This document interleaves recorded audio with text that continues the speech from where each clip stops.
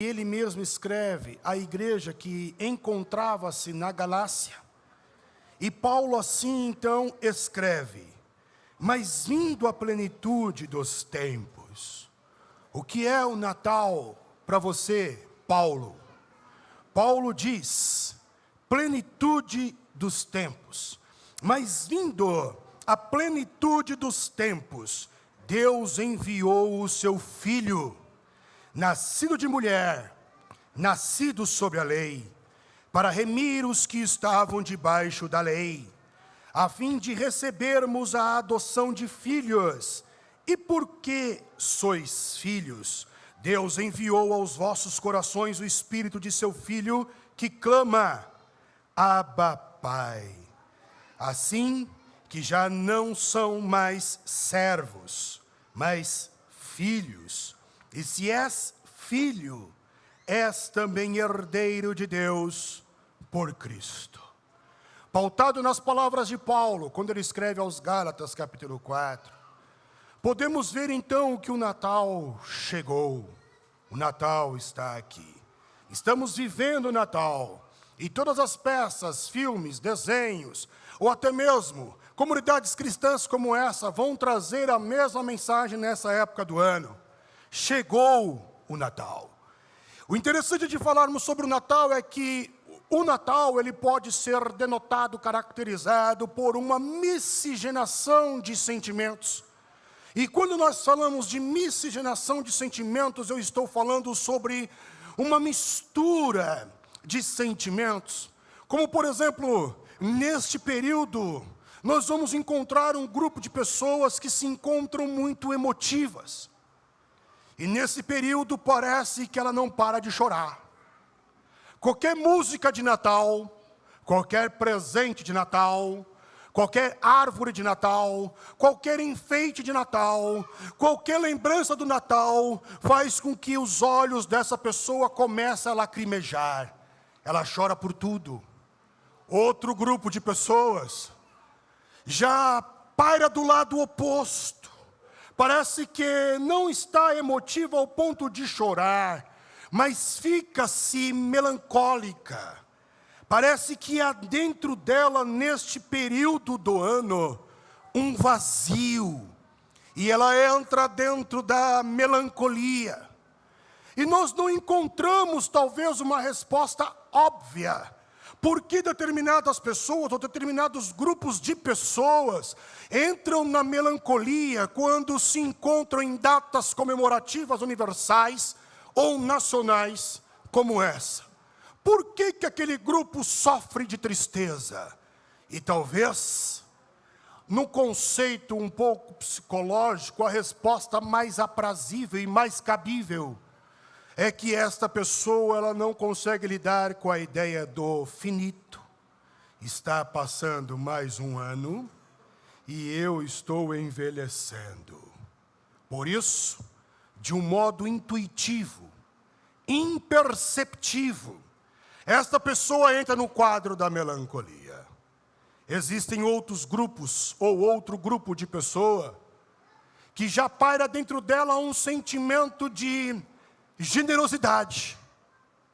Essa pessoa pega toda a economia do ano, bem como aquilo que recebeu exatamente nesses 2 últimos meses, e passa a fazer uma lista, e ali ela coloca o nome de várias pessoas, e ali então esta pessoa, ela sai nestes meses, e enfrenta o trânsito, e enfrenta ali o grande avanço de pessoas nas lojas, e começa a comprar. E para fulano?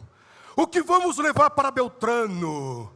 Mas lembra-se que tal dia o ciclano estará junto, e ele já não gosta dessa cor, ele já não gosta disso, e paira aquela preocupação, mas você quer presentear. Então o espírito da generosidade parece que nasce no Natal, ou somente no Natal. Já existem outros grupos de pessoas que são extremamente sorridentes. Parece que é um botãozinho que tem no cérebro.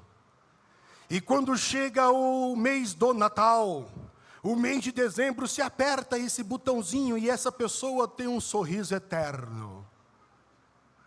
Ao ponto de sorrir até mesmo dentro do caos. Você recebeu o 13º e juntando o seu 13º, mais o seu salário, mais o seu vale, ainda não dará para pagar o IPTU e IPVA, bem como a escola da criança no próximo mês de janeiro. Mas ela está sorrindo. Ela está alegre. O Natal é isso. O Natal é uma miscigenação de sentimentos. Eu não sei em que grupo você faz parte. Eu só sei que o Natal, ele tem sim, o poder de despertar inúmeros, vários sentimentos dentro do nosso ser. Mas quando olhamos para o significado do termo etimológico, Natal, Natal significa nascimento. Partindo desse pressuposto, quando você nasceu, houve um Natal. Quando você veio a esta realidade, houve um Natal. Só que quando chega nessa data, todos os países que pertencem ao calendário romano, que aderiram ao calendário romano, ou todos os países que possuem na sua Constituição, que religião nós somos, como nos identificamos no quesito religião, nos identificamos como cristãos. Então todos os países que aderiram ao calendário romano, bem como todos os países que se julgam ser cristãos, esses países, literalmente neste período de Natal, ele está comemorando o nascimento de uma pessoa que nós julgamos especial. Jesus Cristo, o homem-Deus, Deus-homem. Nas palavras de Paulo, na plenitude dos tempos. E poderíamos aqui acrescentar, ou poderíamos aqui até mesmo parafrasear, e dizer que, na plenitude dos tempos, Deus resolveu encarnar e ser um de nós. Isto é Natal. O cerne do Natal. Em um determinado momento da eternidade, Deus resolveu encarnar e ser um de nós. O que eu acho interessante é que antes do fato, Natal já acontecia na eternidade. E esse Natal que acontecia na eternidade, em um determinado momento, esse Deus, cheio de amor, resolveu pronunciar que haveria um determinado momento que isso iria se concretizar. Então há profecias que vão falando antes do fato, que o fato aconteceria. E a primeira grande profecia encontra-se em Gênesis, capítulo de número 3, e verso de número 15, quando o próprio Deus, ele vem e diz: e porei inimizade entre ti e a mulher, e entre tua semente e a sua semente. Esta te ferirá a cabeça, e lhe ferirás o calcanhar. Antes do Natal, antes do nascimento deste homem que nós julgamos especial, ele concretizar, ele ser um fato concreto em nossa realidade, nós tivemos profecias que trouxeram um prelúdio de que ele viria. E a primeira profecia foi justamente essa: vai vir um. E esse que vai vir, ele vai organizar o caos que o pecado trouxe. Ele vai arrumar o que o pecado destruiu. Ele vai trazer a humanidade de volta que o pecado trouxe a desumanização. Então ele vai trazer a humanização de volta. Ele vai vir, ele vai chegar, vai acontecer esse momento na realidade. De repente, virando as páginas, os fatos históricos continuam a acontecer. Uma linha do tempo ela é traçada. Chegamos no período de Moisés, mais especificamente quando ele resolve escrever o livro de Números, e no capítulo de número 24, no verso de número 17, encontramos então mais um prelúdio, encontramos então mais uma profecia, e Deus volta a alimentar o desejo, a ânsia, a expectativa de que ele um dia virá. Então agora Moisés assim escreve: vê-lo-ei, mas não agora, contemplá-lo-ei, mas não de perto. Uma estrela procederá de Jacó, e um cetro subirá de Israel, que ferirá os termos dos moabitas e destruirá os filhos de Sete. Agora Deus, o Pai, usando Moisés, ele diz que esse que vai vir, que vai organizar o caos do pecado, esse que vai vir, ele é um cetro, ele é rei. Ele é rei. Só que ele é um de vocês, ele é humano, porque ele vai vir do tronco de Jacó, ou seja, é da descendência patrística, vem de Abraão, vem de Isaac, vem de Jacó, vem dessa genealogia, vem dessa linhagem, faz parte de nós, é um de nós. Só que este que é um de nós, ele é rei, ele é luz. Moisés, ainda antes de terminar a sua carreira, quem sabe na Israel, tem aquele que pergunta: ó Moisés, Deus já falou aí que ele vai vir, você já escreveu isso 2 vezes em Gênesis, Números, mas como é que a gente pode identificar esse cara? Como é que a gente vai saber que é ele e não é outro? Então Moisés novamente resolve escrever, em Deuteronômio capítulo de número 18 e verso de número 15, agora Moisés assim escreve, para que vocês não tenham dúvidas: o Senhor nosso Deus, Ele vai levantar um profeta do meio de ti, do meio dos teus irmãos, a imagem de homem, como você, como eu. Ele vai levantar esse profeta, e ele é igualzinho a mim, ele é parecido comigo, e vocês têm que ouvir o que ele falar. Parecido como, Moisés? Este homem vai ser mediador entre vocês e Deus, assim como eu também fui mediador entre vocês e Deus no processo de libertação do Egito. Ele vai ser mediador, como escreveu então no Novo Testamento, está escrito que o único mediador entre Deus e os homens é Jesus Cristo. Como é que ele é parecido a Moisés? Vocês se recordam que Moisés subiu ao monte, e lá no monte ele trouxe a lei. Jesus sobe ao monte e traz a lei, chamada Evangelho, no Sermão da Montanha. É parecido com Moisés, não tem como errar, é um tiro certeiro.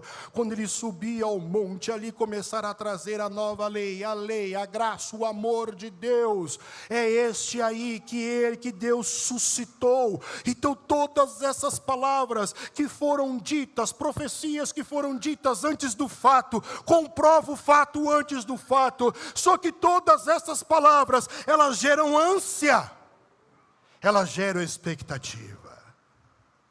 Como eu, por exemplo, e minha esposa, chegamos no meu filho mais novo e disse: se você cumprir isso, aquilo outro, eu vou fazer isso para você no final do ano. Eu gerei expectativa, eu gerei ânsia. Ele não vê a hora de que o final do ano chegue. Ele está cumprindo a parte dele, então ele sabe que se ele cumprir, o Pai vai cumprir. Então tudo isso gera expectativa, e quem sabe, na comunidade judaica, na comunidade de Israel, o pessoal começou a fomentar ideias de como seria o momento que esse que deveria vir, viria. E se fosse hoje, ele vai vir, ele vai assumir o Palácio do Planalto. Como é que nós vamos saber que ele é? Ele vai vir com um carro conversível, caríssimo. E quando ele aparecer num carro conversível caríssimo, saberemos que é ele. Ele virá num carro conversível, caríssimo, e nós vamos ter homens de preto, com óculos escuros, correndo ao redor do carro, para que nada aconteça com ele, e saberemos que é ele. Quando nós chegarmos perto dele, poderemos verificar que o terno dele tem linha de tecido italiano, a caneta é muito cara, o sapato então é extremamente caro, finíssimo, chique, ele é rei, ele é luz, ele é cetro, ele vai falar muito bonito, ele vai falar de modo tão acadêmico que nós não vamos conseguir entender o que ele está falando. Ele vai assumir o trono, ele vai assumir a cadeira, a faixa presidencial vai ser entregue para ele. Só que não foi bem assim. Quando Deus resolve encarnar na plenitude dos tempos, é um dia como hoje, um dia normal, que você acordou, lavou o rosto, escovou os dentes, colocou a melhor roupa para vir para cá. O problema é que a novela da vida real está rolando. E em um determinado momento, você encontra uma mulher como qualquer outra mulher. Uma mulher que está gestante e está pronto para dar à luz. E de repente esta mulher, ela entra em trabalho de parto. O que acontece com muitas mulheres?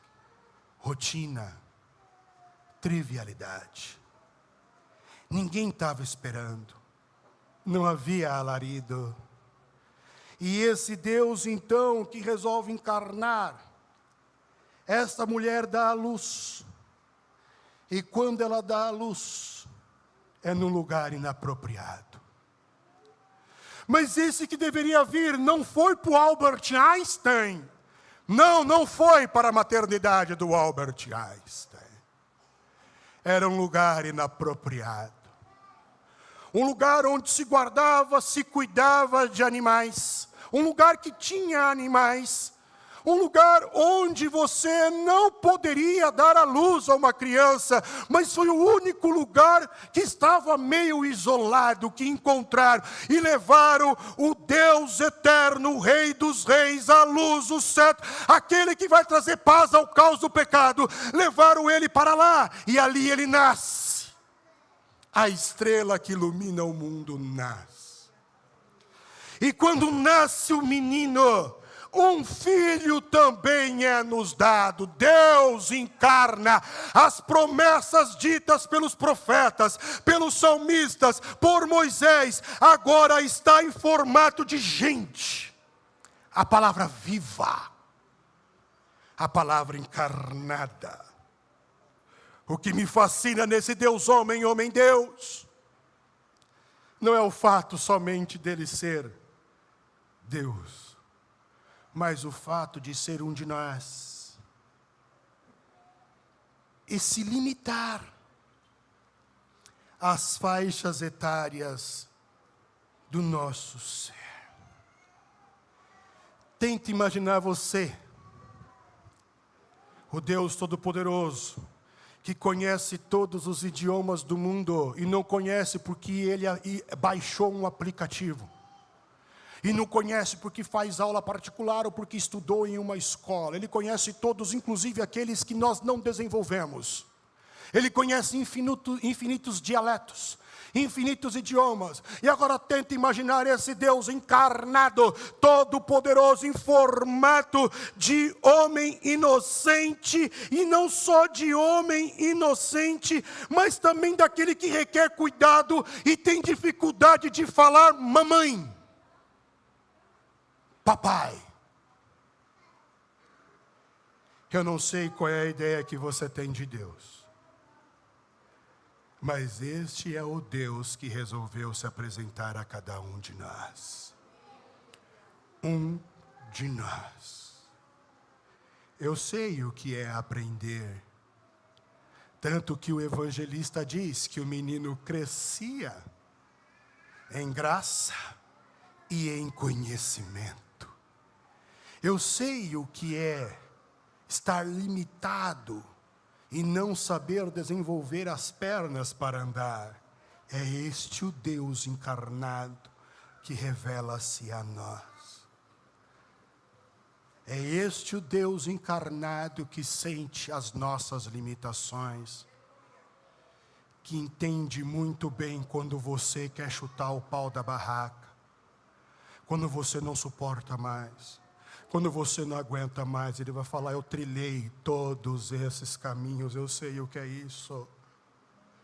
Eu sei o que é sentir fome, eu sei o que é sentir canseiro, eu sei o que é ter um sono pesado ao ponto de dormir no barco e nada me acordar, mesmo rolando uma tempestade. Eu estou cansado, eu estou fadigado, eu preciso de descansar. Então Jesus pegava o traslado e aproveitava para descansar, um sono pesado, um sono profundo. Ele sabe o que é ter a mente cansada, a mente fadigada, o corpo debilitado. Ele sabe da angústia da alma, pois ele sente uma angústia tal ao ponto dos seus vasos sanguíneos estourarem. Ele entende tudo o que você passa. Este é o teu Deus e este é o propósito do Natal. Quando Jesus nasce, que naquele silêncio da rotina e da trivialidade, quebra-se com o choro de uma criança, o que, entre aspas, seria normal. Nasce também a esperança para você, meu irmão. A esperança para a raça humana, porque quando nasce Jesus, Ele traz ali um novo estilo de vida. Experimente viver desta forma, com o perdão, com o amor. O que é o Natal, senão o nascimento do amor encarnado? O que é o Natal, senão o nascimento do perdão encarnado? O que é o Natal, senão o nascimento da vida? O que é o Natal, senão o nascimento da cura? Muito mais do que dar presentes, muito mais do que desejar Feliz Natal.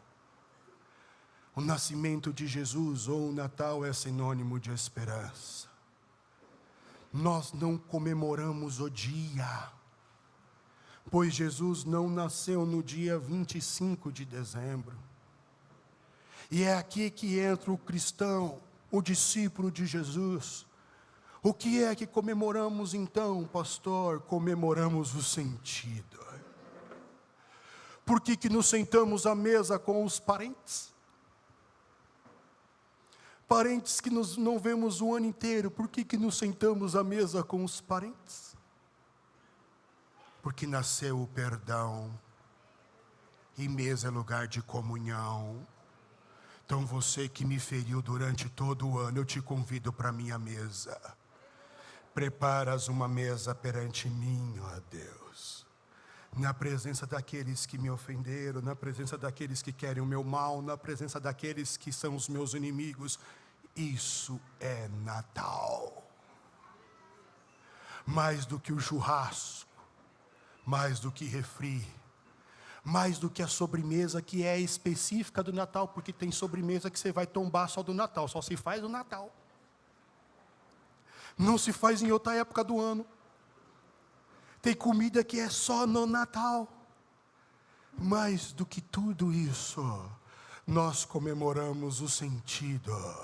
Eu te perdoo, eu te amo, nós vamos continuar caminhando junto, não há diferença nenhuma. Há esperança para o mundo.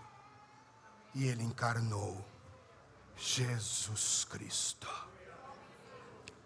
Por isso, se não nos vermos daqui até o dia que é considerado Natal, eu desejo um Feliz Natal. Porém, acrescento que Jesus nasce em teu coração todos os dias. Que Deus encarne em teu coração todos os dias, para que junto encarne o perdão, o amor, a paz, a vida e a cura. Que Deus vos abençoe.